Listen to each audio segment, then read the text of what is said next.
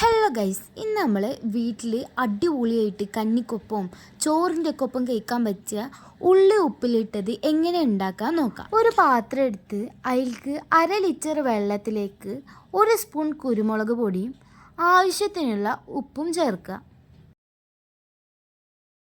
ഉപ്പൊന്ന് അതിലേക്ക് ആഡായി 2 മിനിറ്റിന് ശേഷം നമ്മൾ അതിലേക്ക് പഞ്ചസാരയും കൂടിയും ആഡാക്കണം. അതിനുശേഷം 1 കപ്പ് വിനീഗർ ഇട്ട് നല്ലപോലെ തിളപ്പിക്കുക.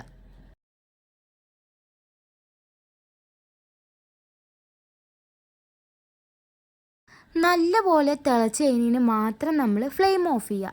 അതിനുശേഷം നമ്മൾ അതിലേക്ക് ആവശ്യത്തിനുള്ള ചെറിയ ഉള്ളി എടുക്കുക. ഒരു ബീട്രൂട്ടിൻ്റെ പകുതി കഷ്ണങ്ങളാക്കിയതും കാന്താരി മുളകും കൂടി എടുക്കുക.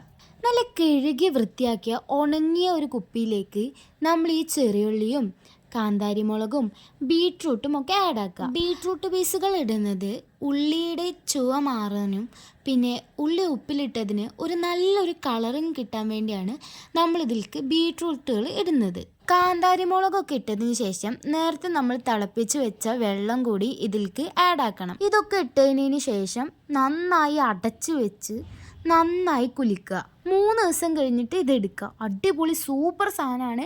ഇങ്ങനത്തെ സാധനങ്ങളൊക്കെ വേണമെങ്കിൽ നമ്മളെ കോൺടാക്റ്റ് ചെയ്താൽ മതി. നമ്മുടെ ഇൻസ്റ്റാ പേജിൽ മെസ്സേജ് അയച്ചാൽ മതി.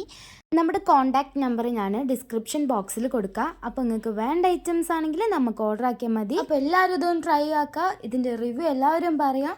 ഇനി ഇതുപോലുള്ള വീഡിയോസ് വേണമെങ്കിൽ ഞങ്ങളുടെ ചാനൽ ഒന്ന് സബ്സ്ക്രൈബ് ആക്കുക.